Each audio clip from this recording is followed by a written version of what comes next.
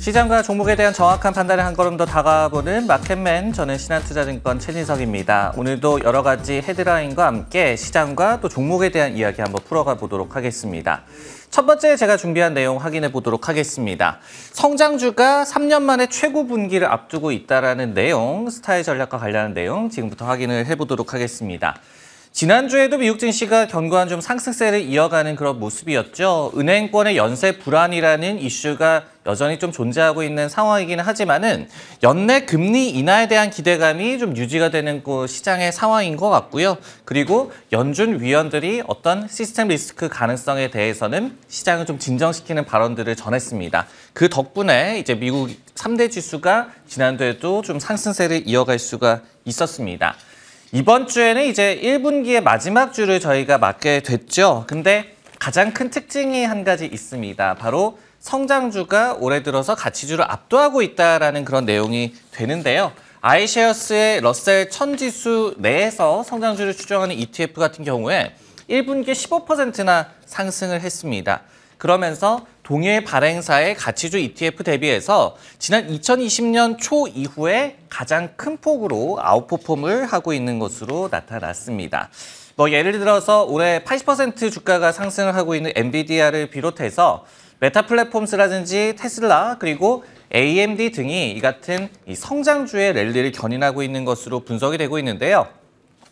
이런 종목들이 많이 좀 포함이 되어 있는 이제 빵 지수라는 게 또 뉴욕 증권거래소에 있죠. 근데 이 지수 같은 경우에도 1분기에 33% 정도 상승을 하면서 지난 2020년 2분기 이후에 또 최고의 분기 성적을 또 가치주 대비해서 아웃퍼폼을 기록하고 있는 상황입니다. 이런 상황에서 좀 머쓱해진 두 기관이 있는 것 같습니다. 바로 골드만삭스와 블랙록이 되는데요. 왜냐면은 이 두 기관들은 여전히 가치주가 성장주 대비해서 올해 강세를 띌 것이다라고 전망을 한 바가 있었기 때문입니다. 예를 들어서 골드만삭스 같은 경우에는 지난달에도 에너지라든지 헬스케어 등의 가치주로 돌 때라는 그런 조언을 제시를 한 바가 있었고요. 블랙록 같은 경우에도 올해도 가치주가 강세를 띌 것으로 점친 바가 있었습니다. 또 관련해서 모트리풀 자산운용에서는 최근에 이렇게 성장주가 강세를 띠는 이유, 바로 시장 불안 속에서 결국은 돈을 잘 버는 대형 성장주로 돈이 쏠리고 있기 때문이다라고 분석을 또 전하기도 했습니다. 네, 그렇다면 이번 이슈에 대해서 어느 부분을 저희가 좀 더 살펴봐야 하는지 제가 물음을 하나 던져보도록 하겠습니다. 그렇다면 성장주 지금이라도 더 담아야 할까? 살펴야 할 요소는 무엇일까에 대해서 지금부터 또 탐구를 해보도록 하겠습니다. 지금까지 성장주가 잘 나가고 있는 그 랠리 요인을 한번 본다면은 이게 더 이상 이어질 수가 있을까? 이 부분을 또 살펴본다면은 지금도 담아야 되는지 좀 판단이 설 것 같은데요. 첫 번째로 성장주 랠리의 주요 요인, 강달러 약화라고 한번 분석을 해봤습니다. 달러 같은 경우에 작년 가을에 피크를 좀 쳤던 이후에 꾸준하게 좀 약세를 띠고 있는, 최소한 강달러가 좀 약화되고 있는 그런 양상이 이어지고 있죠. 근데 대형 기술주들을 좀 저희가 본다면은 매출의 한 59% 정도가 해외에서 발생을 하고 있습니다. 그러다 보니까 달러 가치가 좀 진정세를 띠는 것이 수익성 측면에서도 그렇고 실적 측면에서도 도움이 되고 있다. 이런 부분들이 주가에 또 랠리를 이끌고 있다라고 분석을 해볼 수가 있을 것 같습니다. 두 번째는 이제 시중금리의 하락이 되겠는데요. 미국의 10년물 국채금리가 이제는 3.3% 수준에 머물러 있는 상황입니다. 근데 작년 10월만 하더라도 이 금리가 4.3%를 기록한 바가 있었죠. 그러다 보니까 할인율에 대한 부담이 좀 완화가 됐다. 이렇게 또 하나의 랠리 요인을 꼽아볼 수가 있을 것 같습니다. 그렇다면 이 1번, 2번 요인이 이어질 가능성이 있을 것이냐? 당분간은 좀 이어질 가능성이 있을 것 같은데요. 왜냐면은 지금 일단 인플레이션이 피크아웃을 했다는 점은 시장 참여자들 모두 다 확인을 하고 있는 그런 상황입니다. 그러다 보니까 금리 인상 사이클도 어쨌든 간에 좀 마무리가 되는 그런 국면이고, 여기에 대해서 시장 역시도 긴축 이슈에 좀 내성이 생긴 그런 모습이죠. 그러다 보니까 긴축에 대한 우려감이 좀 나타난다고 하더라도 금리에 또 반영이 되는 심리 같은 경우에도 좀 약화된 그런 상황이 벌어지고 있습니다. 그렇기 때문에 이런 점들을 좀 감안을 해본다면은 성장주 랠리의 주 요인들이 지속 가능하다라는 그런 유인을 얘기를 해볼 수가 있을 것 같습니다. 그렇다면 이제 잠재적인 불안 요소는 어느 부분을 저희가 좀 살펴봐야 될까요?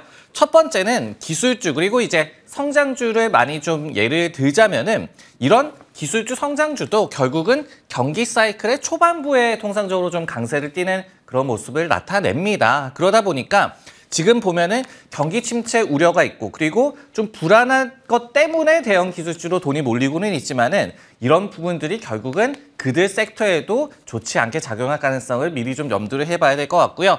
여기에 대해서 최근 들어서 더욱더 성장주들이 경기 민감주의 성격이 좀 강화되고 있는 그런 상황입니다. 즉 경제가 잘 돌아가야지 대형 기술주 그리고 성장주도 주가나 실적이 가는 모습이 저희가 많이 확인했던 그런 모습이거든요. 그러다 보니까 매크로 환경이 악화가 된다고 한다면은 이들이 시장 내에서 독주를 하는 것은 지속이 되기는 좀 힘들어 보인다. 이 부분을 좀 살펴봐야 될 것 같습니다.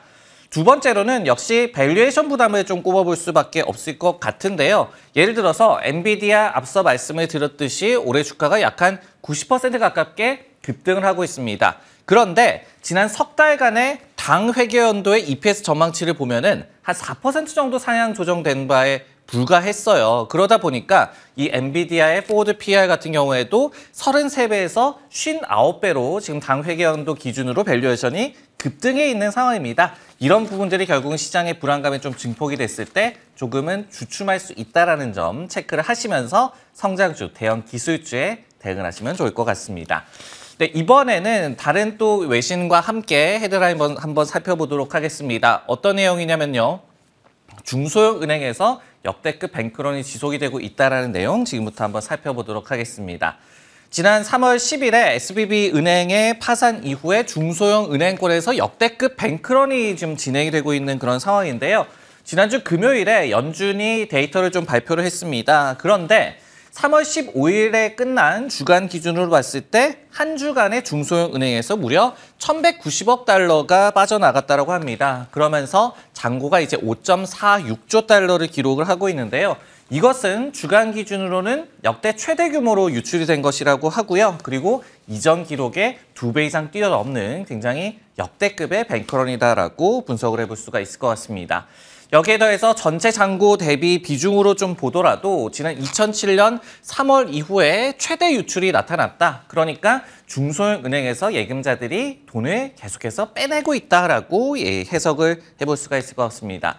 반면에 이제 25대 대형은행 같은 경우에는 상업은행의 예금 잔고가 그때 한 주간에 670억 달러나 늘어났다라고 해요. 그러면서 이제 10조 달러를 넘어선 수치를 그대로 유지를 하고 있는데 또 흥미로운 점은 중소형 은행에서 빠져나간 금액의 절반 정도만 대형은행으로 흘러들어갔다는 얘기가 되겠습니다. 즉 나머지 자금은 MMF 등의 다른 유형의 또 저희가 뭐 인스트루먼트 이렇게 얘기를 하는데 돈이 유입이 됐다라고 해석을 하시면 될 것 같습니다. 저희가 이렇게 중소형 은행권의 뱅크런이 지속될지 여부에 대해서는 좀 불확실한 상황인데요. 일단은 제롬 파월 연준 의장 같은 경우에는 지난주에 이 같은 유출세가 이제는 좀 진정이 됐다라는 발언을 전한 바가 있었습니다. 네, 이 이슈에 대해서 어느 부분을 좀 더 탐구를 해봐야 될까요?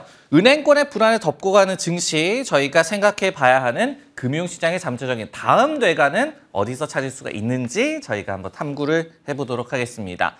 첫 번째로 지금 얘기가 좀 많이 나오고 있는 것은 미국의 상업용 부동산 시장이 되겠습니다. 올해 2,700억 달러에 육박하는 상업용 부동산 대출 만기가 도래한다는 내용. 뭐 지표가 조금씩은 다르기는 하지만은 헤드라인 또 기사로도 많이 좀 접했을 내용일 것 같습니다. 그런데 이제는 그동안에 좀 금리가 높아진 경향이 있기 때문에 훨씬 더 높은 금리에 리파이낸싱을 해야 하는 그런 상황이 되겠습니다. 그러다 보니까 상업용 부동산 시장이 지금 뭐 가격도 많이 하락하고 있고 좀 불안불안하다 이렇게 내용이 나오고 있는 것인데요.